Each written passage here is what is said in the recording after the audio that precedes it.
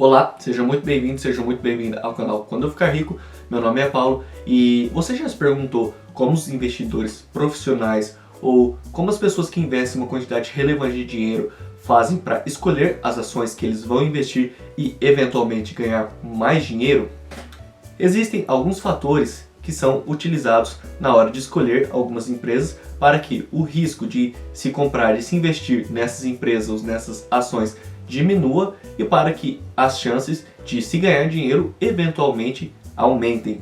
Porque não é possível que nós possamos prever o futuro, não é possível ter certeza do que vai acontecer no futuro, mas nós podemos olhar para o passado, olhar para o histórico da empresa e ter uma ideia do caminho que essa empresa vai continuar trilhando nos anos que vão se passar. Então, alguma dessas questões, dessas partes a serem analisadas são os indicadores. Mas se você apenas olhar para esses indicadores sem saber o que eles são, sem saber o que eles significam, é a mesma coisa que nada. Então, no vídeo de hoje eu vou te falar sobre alguns indicadores para você entender melhor o que eles são e saber fazer a sua própria análise na hora de escolher uma boa empresa, tá bom? Então, vamos pro vídeo.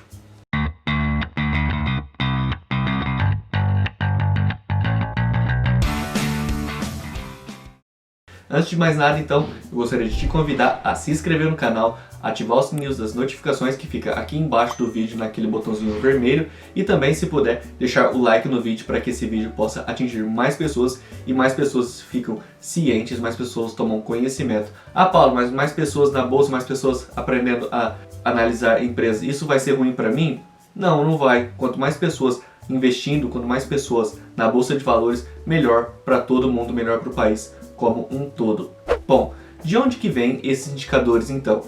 Esses indicadores eles vêm dos relatórios que as empresas publicam normalmente a cada 3 meses para os seus acionistas. Esses indicadores levam em conta o preço da ação, a dívida, o lucro que essa empresa está tendo e mais alguns resultados. São 5 grandes categorias de indicadores. A primeira se diz respeito ao valuation, ao valor da empresa.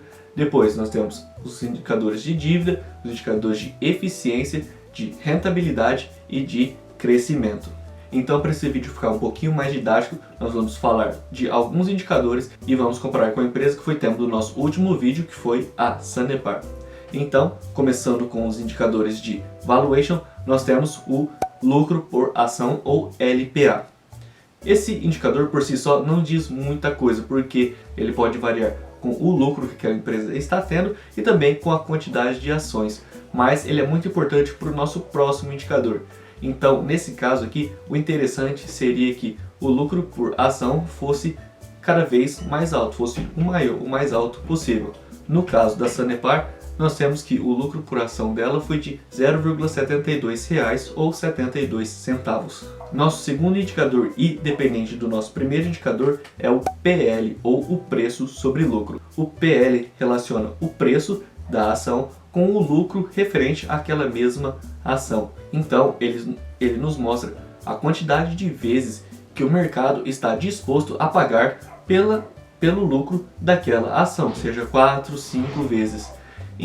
Explicando de uma outra maneira, também a gente poderia interpretar como o número de vezes que nós precisaríamos que a empresa tivesse aquele lucro ou que a ação tivesse aquele lucro para que o nosso dinheiro investido retornasse para nós. Nesse caso, então, o interessante seria ter um PL baixo, mas nós não podemos utilizar ou nós não podemos olhar esse indicador por si só. Por quê? Porque pode ser que em algum determinado momento o preço das ações venha a sofrer uma queda por diversos motivos e depois ela pode se recuperar. Também pode ser que a empresa em um determinado momento tenha tido um lucro um pouco mais baixo, mas não diz respeito ao histórico da empresa, então pode ter sido só um momento de uma ocasião momentânea. Se o PL estiver muito baixo, ele pode estar indicando uma oportunidade, mas também pode estar indicando algum problema que a empresa está passando. Pode ser que as pessoas não estão olhando a empresa com bons olhos, então é necessário que você olhe para diversos outros indicadores e também pesquise um pouco mais sobre a empresa. No caso da Sanepar, ela tem um PL de 7,10, então isso significa que os investidores estão dispostos a pagar 7 vezes o lucro por ação da Sanepar. O nosso terceiro indicador então é o P sobre VPA e chegamos ao indicador que relaciona o preço da ação com o valor patrimonial referente àquela ação. O PVPA leva em consideração todo o patrimônio da empresa, como a sua estrutura, os seus bens, etc. Juntando toda essa estrutura equivale a um valor em dinheiro. Caso fosse vendida, teria um certo valor. Se você dividir esse valor estimado pelo número de ações, você forma o VPA, que é o valor patrimonial por ação. Esse valor significa que, caso a empresa venha a, no pior dos casos, a falência, se ela vendesse toda a sua estrutura, ela poderia devolver esse valor aos seus acionistas. E por que esse indicador é um indicador interessante para nós olharmos? Porque pensa, tudo que nós compramos tem o seu preço justo, correto? Pode ser a melhor empresa do mundo, você também não pode comprar ela muito acima do que ela vale. Então, nesse caso, por exemplo, um P sobre VPA maior do que 1 significa que a empresa está sendo negociada acima do preço que a sua estrutura vale. Isso é bom? Isso é ruim? Depende. Porque se ela está sendo negociada acima do seu valor patrimonial por ação, pode significar que o mercado, os investidores como um todo, têm bons olhos para aquela empresa. Pode ser que ela tenha uma tendência a distribuir bons frutos, ela venha a crescer conforme o tempo passa. Então, seria uma reação otimista do mercado perante aquela empresa. Mas, como eu disse, nem tudo são flores, porque tudo tem um certo preço. Não adianta comprar uma empresa que tem um PVPA de 20 vezes, que pode ser que seja uma furada, pode ser que a empresa venha a crescer e ainda assim você não consiga recuperar o seu dinheiro investido, porque o valor pago foi muito grande. Um exemplo de uma empresa que o mercado olha com muitos bons olhos é a WEG, que ela está sendo negociada a um PVP bem alto.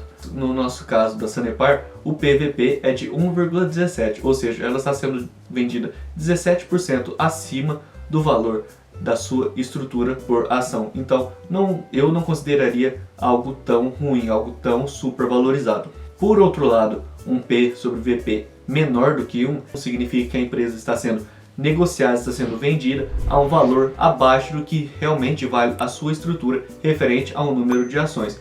Isso pode significar tanto uma oportunidade, pode ser que o mercado não esteja vendo que aquela empresa é uma empresa boa e está sendo negociada abaixo do preço, como também pode significar um problema. Por isso é muito importante que você sempre analise vários indicadores em conjunto. Analisar indicadores isoladamente é pedir para cometer erros. O nosso quarto indicador então é o EV sobre EBITDA. Esse indicador relaciona o valor de mercado juntamente com a sua dívida com a receita operacional da empresa. O EV, que é o Enterprise Value, é o valor da empresa negociada pelo mercado, ou seja, o número de ações que ela possui multiplicada pelo preço, mais somado-se a isso a dívida líquida da empresa. O EBITDA, que também é uma sigla em inglês, é a soma dos resultados operacionais da empresa antes de juros, taxas, amortização e depreciação. Então, de uma maneira mais simples e mais didática, é possível que, através desse indicador EV/EBITDA, você tenha uma noção de quantos EBITDAs anuais, geralmente, é necessário para que ela alcance o seu valor de mercado naquele momento. Ou seja, quantos EBITDAs serão necessários para que a empresa gere o mesmo valor que ela vale atualmente. Então, olhando mais a fundo nesse indicador, um EV sobre EBITDA alto pode significar que os lucros da empresa estão baixos ou que o valor de mercado dela está muito alto. Então é necessário que você analise outros indicadores juntamente com esse. No caso, poderia ser um PVPA, por exemplo. Um EV sobre EBITDA baixo pode significar que os lucros da empresa estão muito altos ou também que o valor de mercado daquela empresa está muito baixo, ou até mesmo os dois. Isso pode até acabar sendo uma oportunidade, porque se os lucros da empresa estão muito altos e o valor de mercado dela está baixo, se você olhar alguns outros indicadores, podemos até ver que isso pode acabar sendo uma oportunidade. Se nós olharmos então o EV/EBITDA da Sanepar, nós temos aqui que o valor é de 5,21, ou seja, são necessários 5 EBITDAs anuais para que o valor de mercado da empresa seja atingido. Bom, então esses foram os indicadores de valuation. Existem outros indicadores também, mas se nós formos falar de todos eles aqui, que são vários, só de valuation, nós vamos ter um vídeo muito extenso e ainda tem outros indicadores para a gente falar que também são bem importantes. Vamos passar agora para os indicadores de endividamento, que também são extremamente importantes. Afinal, você, eu, ninguém quer entrar numa empresa que está muito endividada. Isso pode acabar sendo um negócio muito ruim para o nosso dinheiro. Então, nosso primeiro indicador de dívida é a dívida líquida sobre o patrimônio líquido. Esse indicador serve para relacionar a dívida líquida com o patrimônio líquido e acabar e ver se a empresa tem uma dívida muito grande em relação ao seu patrimônio. Isso também ajuda a medir a saúde financeira da empresa. A dívida líquida de uma empresa é a soma dos empréstimos e financiamentos menos o caixa que a empresa tem. Já o patrimônio líquido é a soma dos bens e direitos da empresa menos as obrigações financeiras. Então, se você pegar a divisão de um pelo outro, você pode ter uma relação e ver se essa dívida é muito grande ou não. Como assim? Se essa divisão for maior do que 1, significa que a empresa possui uma dívida líquida superior ao seu patrimônio líquido, o que acaba por não ser algo muito interessante, porque uma empresa que acaba sendo muito endividada ou que tem uma dívida maior que seu patrimônio líquido, você pode acabar ficando com um pé atrás. Agora, se o resultado dessa divisão é menor do que 1 e tende a 0, isso significa que a empresa possui uma boa saúde financeira. Significa que a dívida líquida dela é menor que seu patrimônio líquido. Então, acaba por se tornar algo atrativo aos acionistas, aos investidores. Então, quanto menor o valor desse indicador, mais interessante ele é, salvo alguns setores que precisam de muito investimento para que se possam colher grandes retornos. No caso da Sanepar, nós temos que o indicador dívida líquida sobre PL é o valor de 0,41, ou seja, ela tem um patrimônio líquido relativamente superior à sua dívida líquida. O nosso segundo indicador, então, é a dívida líquida dividida pelo EBITDA. É a mesma ideia do EV/EBITDA, só que nesse caso nós estamos levando em consideração a dívida líquida da empresa. Nós vamos ver agora quantos EBITDAs anuais são necessários para que a empresa consiga levantar o dinheiro necessário para pagar a sua dívida. Quando esse valor é muito alto, 4, 5, 6 vezes, significa que a dívida da empresa é grande e que ela pode estar suscetível a não cumprir com as suas obrigações, ou às vezes até acabar gerando mais dívidas. E gerando mais dívida, isso vai acabar reduzindo o lucro da empresa, consequentemente vai reduzir o crescimento da empresa, podendo até ter um decrescimento ou acabar tendo prejuízo. Então, não é algo muito interessante para os acionistas.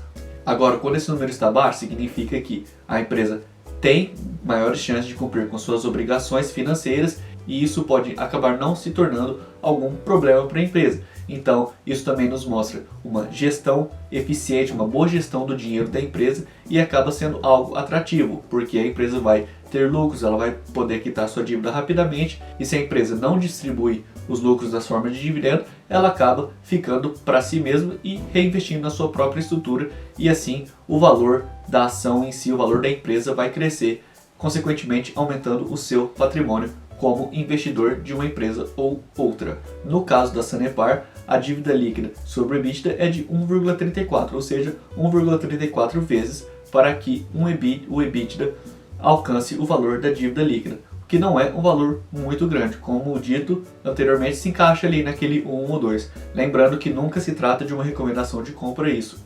Agora, o nosso terceiro e último indicador de endividamento, mas não menos importante, é a liquidez corrente. A liquidez corrente vai medir a capacidade da empresa ou das empresas de cumprirem com suas obrigações financeiras no curto prazo. Curto prazo quanto, Paulo? Período de 1 ano. Ela relaciona o ativo circulante com o passivo circulante da empresa. Como assim? Um dividindo pelo outro. Então, se o resultado dessa divisão for maior do que 1, significa que a empresa pode e tem dinheiro para cumprir com suas obrigações de curto prazo nesse valor de 1 ano. Ela pode cumprir, ela pode pagar as suas obrigações sem nenhum problema, o que acaba sendo algo bom, o que acaba sendo algo atrativo e isso não vai trazer problemas para a empresa. Agora, se esse valor da liquidez corrente é menor do que 1, significa que a empresa não pode cumprir com as suas obrigações de curto prazo, o que vai acabar fazendo com que a empresa crie mais dívidas de longo prazo. Dívidas de longo prazo acabam tendo taxas maiores e isso acaba afetando o lucro da empresa, consequentemente o crescimento. Então, nesse caso da liquidez corrente, quanto maior o valor, superior a 1 ou maior, melhor para o investidor. No caso da Sanepar, a liquidez corrente é de 1,17, então significa que ela tem o dinheiro das suas obrigações de curto prazo mais 17% desse dinheiro. Então, ela está ali numa situação consideravelmente estável, uma situação boa. Muito bem, esses foram os indicadores de valuation e de endividamento. Eu vou deixar os outros indicadores de eficiência, rentabilidade e crescimento para uma parte 2 desse vídeo, senão esse vídeo vai ficar muito grande. Eu espero que eu tenha ajudado você a entender um pouco mais sobre como as ações, como os indicadores são utilizados para você fazer boas escolhas de investimento e, consequentemente, ganhar dinheiro. E a única coisa que eu te peço de volta é o like no vídeo e se inscrever no canal para que você fique por dentro do nosso conteúdo, tá bom? Esse é o Quando Eu Ficar Rico, meu nome é Paulo e até o próximo vídeo. Tchau!